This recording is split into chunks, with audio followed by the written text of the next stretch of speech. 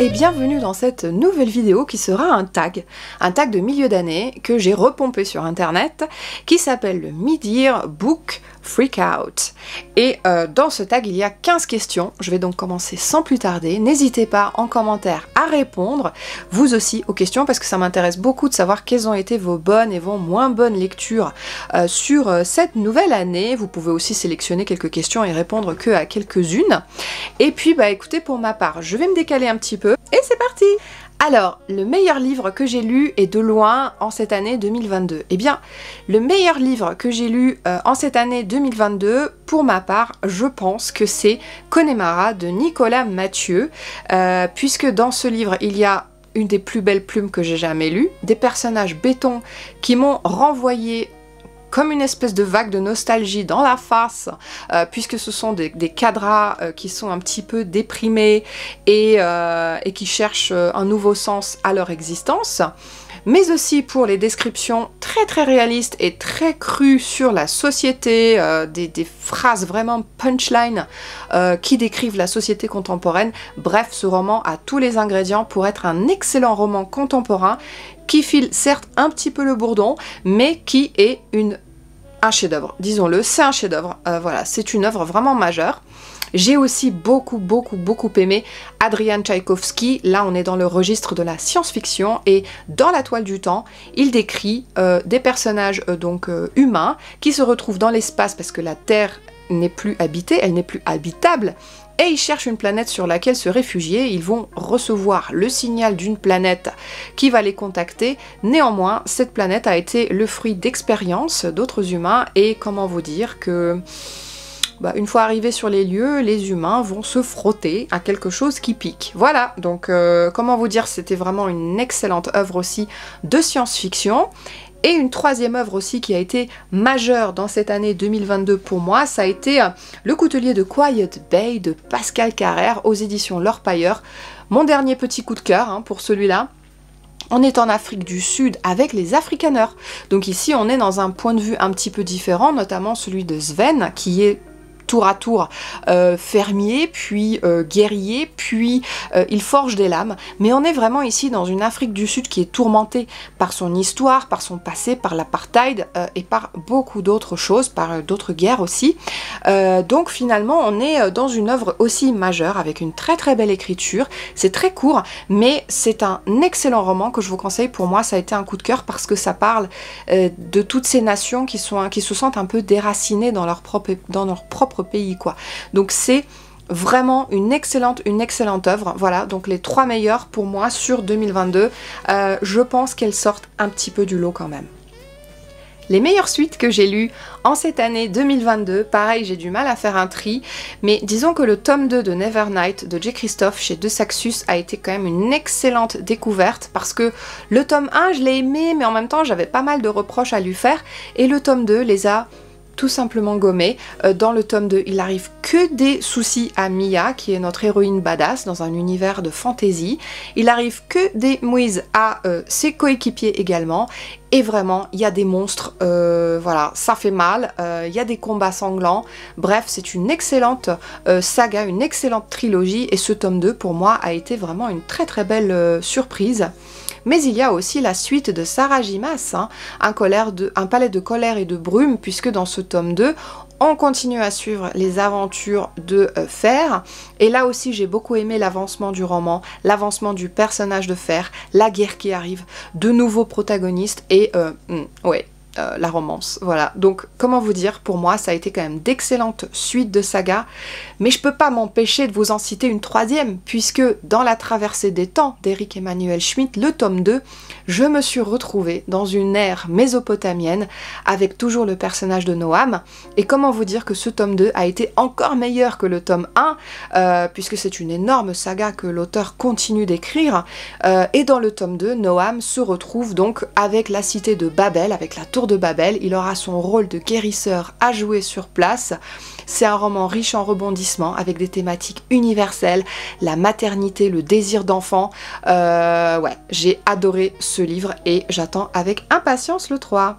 une nouvelle sortie que tu n'as pas encore lue, mais que tu veux lire. Eh bien oui, il y a effectivement le tome 3 de la saga Nevernight de Jay Kristoff que je cherche vraiment à lire avec Caroline et Dorian. On se les calait quelque part cet été, mais je crois que ni Dorian, ni Caroline, ni moi n'avons envie de quitter ces aventures de Mia, donc on va peut-être encore faire durer le suspense un petit peu. Mon livre est commandé, j'attends de le recevoir et on verra par la suite, mais en tout cas j'ai très hâte de le lire.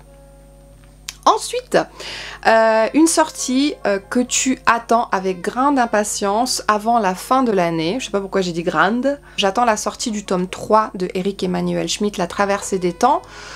Pourquoi? Parce que là on va être chez les pharaons d'Égypte.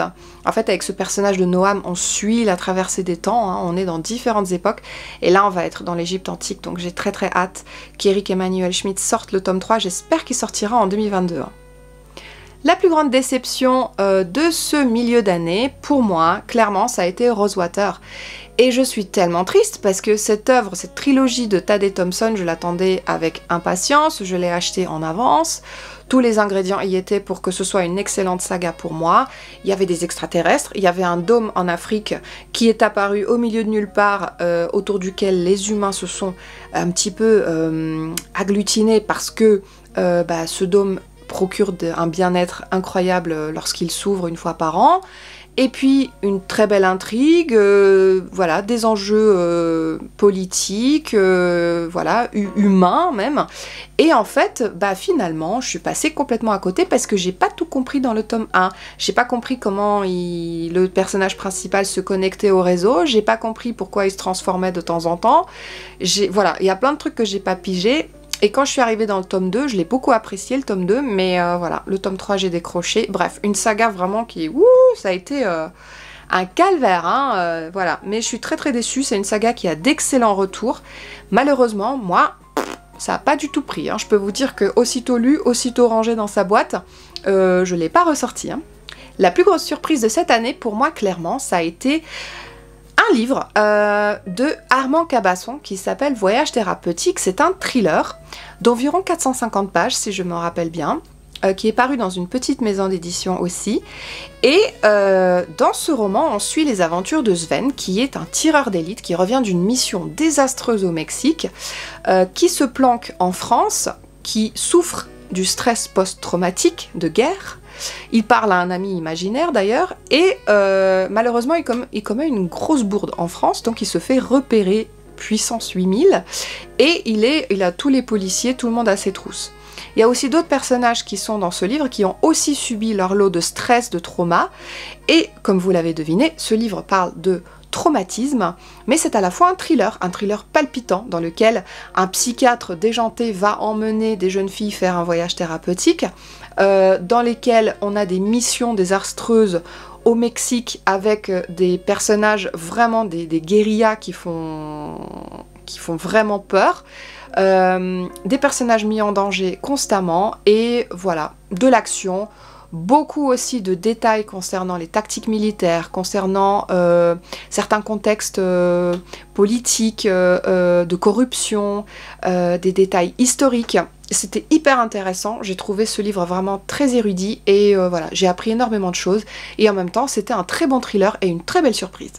Un nouvel auteur ou autrice préférée, c'est une autrice, c'est Colette avec Le Pur et l'Impur. Colette, je l'ai découvert vraiment là, en 2022, avec cet ouvrage qui est très court aussi.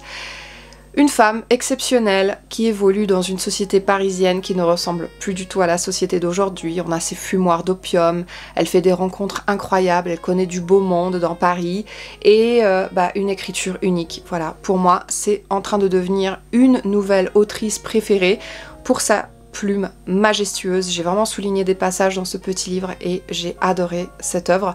Donc voilà, rien de plus à dire. Un nouveau crush fictionnel, c'est dans la saga de Sarah Gimas. On a un personnage qu'on voit déjà un tout petit peu dans le tome 1 mais qui prend beaucoup plus d'ampleur dans le tome 2. Un homme énigmatique, colérique, secret, brun, ténébreux.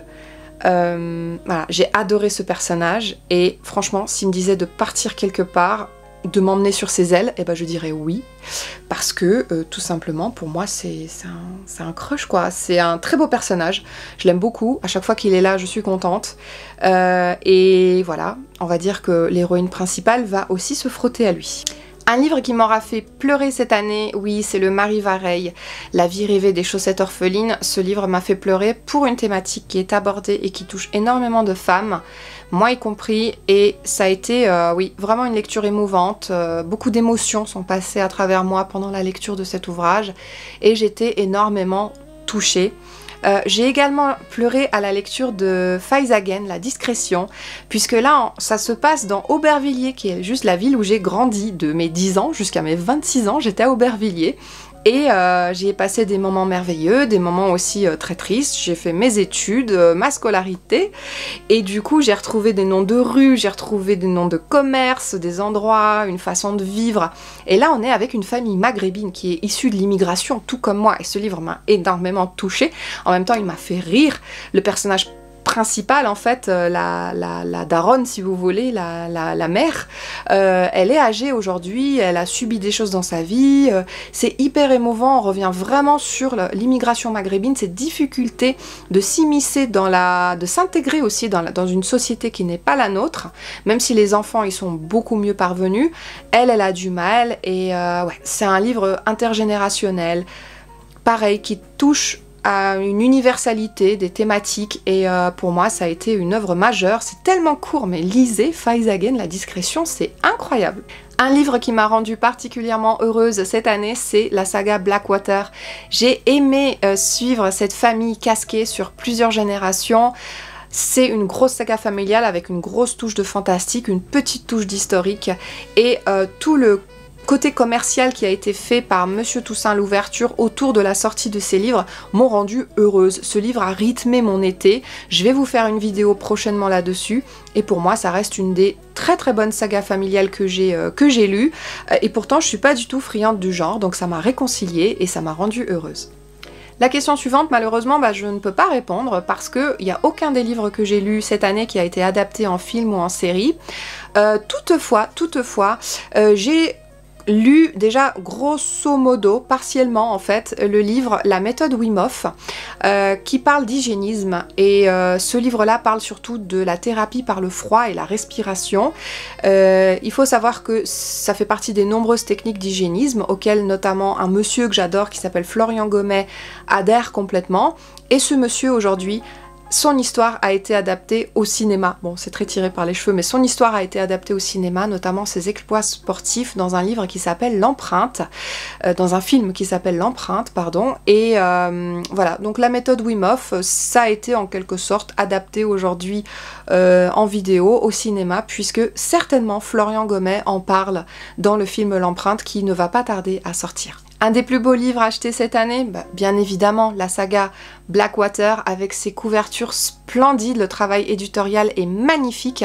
La moitié sont déjà à moitié recouvertes d'eau parce que quand je prends des photos je fais pas très attention, donc mes livres sont déjà bousillés, mais ces livres sont absolument magnifiques. J'ai pris un énorme plaisir à les photographier dans des endroits vraiment insolites, notamment une maison qui a été incendiée le soir même, et voilà, ces couvertures sont incroyables, faites de doré, de vert, de noir, incroyable, et elle comporte des petits indices sur ce qu'il y a dans chacun des livres, donc vraiment je vous invite encore une fois à lire cette saga. Quel livre tu as vraiment besoin de lire avant la fin de cette année? Écoutez, oui, j'attends le tome 3 de Eric Emmanuel Schmitt, La traversée des temps, avec grande impatience, puisque le tome 3 va porter sur les pyramides d'Égypte, au temps des pharaons. J'espère donc que ce livre sortira avant la fin de l'année, et puis plus globalement, j'espère continuer à avoir de très très bonnes lectures. Notamment, je souhaite continuer la saga The Mortal Instruments, que je voudrais lire et finir cet été. J'aimerais aussi beaucoup lire un livre qui s'appelle Born to Run, de je sais plus quel auteur, je vais vous mettre la petite image. J'ai vraiment envie de lire ce livre aussi pour m'améliorer en course à pied, me redonner un peu de motivation, parce que j'ai vraiment du mal cette année à me remettre à courir. Hey, voilà, j'ai comme une grosse bêta, j'ai oublié 2 questions. Voilà, en fait j'ai oublié la question 9 et la question 13, et je suis encore dans l'ambiance du Tour de France, voilà, que j'ai vu. J'ai vu Tim Wellens. Comment vous dire, je suis trop contente d'avoir vu Tim Wellens. Si vous voulez, s'il n'était pas marié, en fait, Voilà quoi. Bref, je vous ferai un arrêt sur image pour vous montrer un peu qui c'est. Il est trop chouchou, il est trop beau, il est trop beau, il est trop beau, il est trop beau. Et puis de toute façon, les coureurs, ils étaient trop beaux, ça allait trop vite. Ils étaient dans l'ambiance, dans le truc, mais voilà, ça allait trop vite. En fait, je trouve que les mecs, ils montent les cols beaucoup trop vite. J'ai limite envie d'aller demain voir le col du Galibier parce que je sais qu'ils vont en chier, les mecs. Et j'ai envie d'y aller pour aller les voir, peut-être faire une randonnée pour finir sur le col du Galibier, mais... je sais pas, c'est très loin de chez moi quand même, hein, tout ça. Bref, j'ai oublié la question 9 et la question 13. La question 9, c'est quel est ton nouveau personnage préféré? Bah écoutez, après avoir lu cette année Deuil de miel et Train d'enfer pour Ange Rouge, pour moi, un de mes personnages préférés aujourd'hui, c'est Charcot. Charcot, tout simplement parce que le mec, il a de la gueule, tu vois. Il n'hésite pas à péter la gueule des petits jeunes quand il l'embête. Il ouvre sa bouche pour tout et n'importe quoi. Il se bat, le mec, alors qu'il a des soucis. Ouais, j'aime beaucoup le personnage de Charcot. Il a un petit côté un peu macho-man, mais derrière tout ça, voilà, je pense qu'il y a un grand cœur. Et j'aime beaucoup le personnage de Charcot, de Franck Tillier, dans sa saga Charcot et Annabelle. Hein. Je vous envoie sur les sites dédié au livre pour savoir quels sont les romans à lire, comment dans l'ordre. Mais en tout cas, c'est Train d'enfer pour Ange Rouge, suivi de Deuil de miel, et ensuite je crois que c'est La Chambre des morts. Donc j'aime beaucoup le personnage de Charcot. Et puis la question 13, c'est quelle est la meilleure vidéo que tu aies fait cette année? Écoutez, je sais pas si c'est la meilleure, mais c'est la vidéo sur laquelle j'ai eu de très beaux retours. C'est la vidéo sur le jeûne et sur la purge à l'huile de ricin. Protocole Irène Grosjean, j'ai eu beaucoup de retours très positifs là-dessus et j'ai envie de tourner un petit peu plus de vidéos sur l'alimentation, sur le bien manger, sur les purges, sur les cures, sur voilà, tout ce qui peut nous servir à perdre ces horribles calories. Et voilà, donc c'est une vidéo qui a fait vraiment, qui a eu un très beau retour.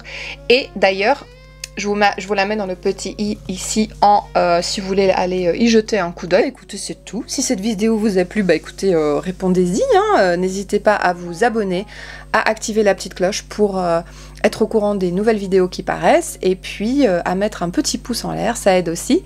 Merci de l'avoir visionné jusqu'au bout. N'hésitez pas à reprendre ce tag, il est libre de droit, donc allez-y. Et en tout cas, pour ma part, je vous fais d'énormes bisous et je vous retrouve très prochainement dans des gros bilans lecture. À plus!